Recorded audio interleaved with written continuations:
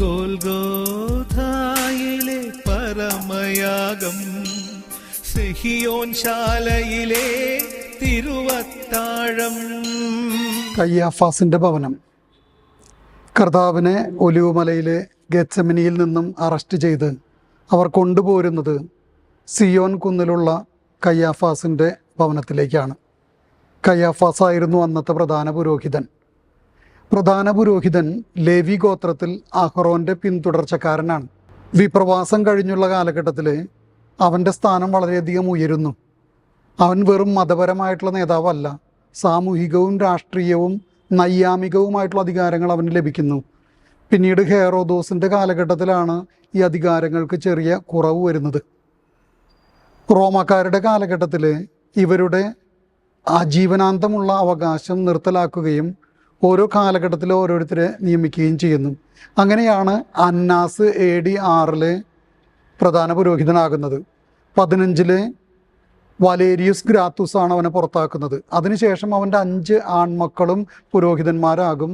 അവരൊക്കെ പോയതിനു ശേഷം മകളുടെ ഭർത്താവ് ജോസഫ് കയ്യാഫാസ് 18 പ്രധാന പുരോഹിതനായിട്ട് സ്ഥാനമേൽക്കുന്നു.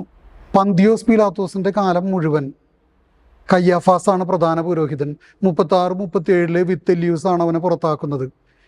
വിശുദ്ധ ഗ്രന്ഥത്തിൽ ജനങ്ങൾക്ക് വേണ്ടി ഒരുവൻ മരിക്കണം എന്നുള്ള അവൻ്റെ പ്രവചനം എന്ന് പറഞ്ഞാൽ പഴയ നിയമത്തിലെ പുരോഹിതന്മാർ പ്രവാചകന്മാർ കൂടിയായിരുന്നു എന്നുള്ളത് കൊണ്ട് അവൻ പറഞ്ഞത് ഒരു പ്രവചനമാണ് എന്നുള്ള രീതിയിലാണ് സുവിശേഷകൻ വ്യാഖ്യാനിക്കുക. ഇവിടെയാണ് കർത്താവിനെ കൊണ്ടുവരുന്നത്.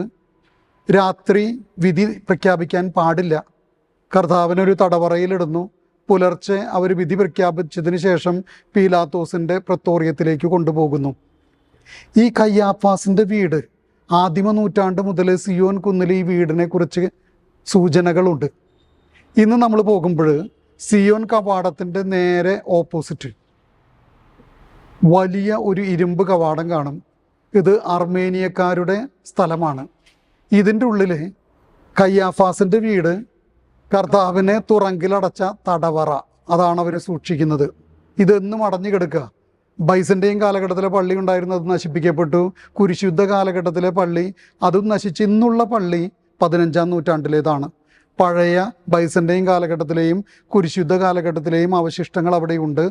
പിന്നെ അവിടെ സൂക്ഷിച്ചിട്ടുള്ള മറ്റൊരു സാധനം കർത്താവിൻ്റെ കബറിടം മൂടിയിരുന്ന ടോം സ്റ്റോണിൻ്റെ ഒരു കഷ്ണം കൂടി അവിടെ സൂക്ഷിച്ചിട്ടുണ്ട്.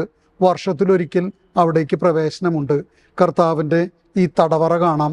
കയ്യാഫാസിൻ്റെ വിചാരണ ഓർക്കാം. അർമേനിയൻ സഭയുടെ കയ്യിലുള്ള ഈ ദേവാലയത്തിൽ അസൂയ മൂലമാണ് അവർ കർത്താവിനെതിരെ തീരുമാനമെടുക്കുന്നത്. തങ്ങളുടെ അധികാരം ഉറപ്പിക്കാൻ അസൂയ മൂലം മറ്റൊരുത്തൻ വളരുന്നത് കാണാനുള്ള വിഷമം കൊണ്ട് അവനെ നശിപ്പിച്ചുകൊണ്ട്, ഏത് വിധേനയും ഏത് നീതിമാനെയും നശിപ്പിച്ചുകൊണ്ട് സ്വന്തം നിലപാടും സ്വന്തം സ്ഥാനമാനങ്ങളും അടിച്ചുറപ്പിക്കാൻ തയ്യാറാകുന്ന ഒരു കയ്യാഫാസിനെയും സെൻഹദ്രീം സംഘത്തെയുമാണ് നമ്മളിവിടെ കണ്ടുമുട്ടുക. നമ്മുടെ ജീവിതത്തിലേക്കും തിരിഞ്ഞു നോക്കാം. മറ്റുള്ളവരോട് അസൂയയോടുകൂടെ സ്വന്തം അധികാരത്തെ ദുർവിനിയോഗിക്കുന്നവരായിട്ട് എപ്പോഴെങ്കിലുമൊക്കെ നമ്മൾ മാറുന്നുണ്ടെങ്കിൽ തിരിഞ്ഞു നോക്കാനുള്ള സമയമാണിത്. ഈശോ മിശിഹായ്ക്ക് സ്തുതിയായിരിക്കട്ടെ.